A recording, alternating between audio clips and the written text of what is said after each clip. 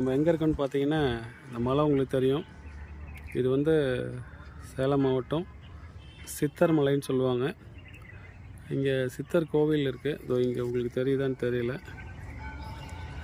நல்லா ஜூம் பண்ணி காட்டுறேன் பாருங்கள். சித்தர் மடம் அப்படின்னு இருக்குது. இது வந்து சித்தர்கள் வாழ்ந்த இது.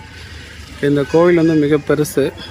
இந்த மலைகள் ஆக்சுவலாக இது கஞ்சமலை அப்படின்ற ஒரு மலை பிரதேசம். ஃபுல்லாகவே மலை தான்.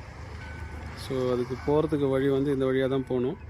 இதோட மலை பிரதேசத்தில் தான் இந்த மூலிகை இருக்குது. இது வந்து பார்த்திங்கன்னா மிளகு சாரணை.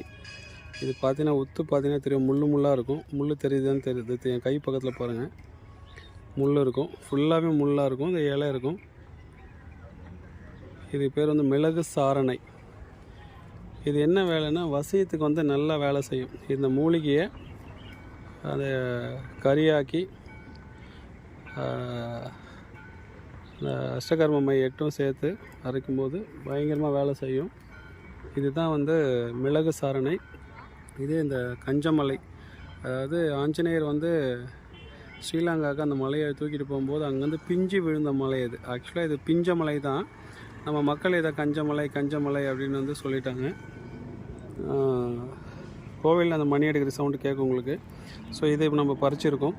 இது வந்து வசியத்துக்கு, தொழில் வசியத்துக்கு எல்லாமே நல்லா வேலை செய்யும்.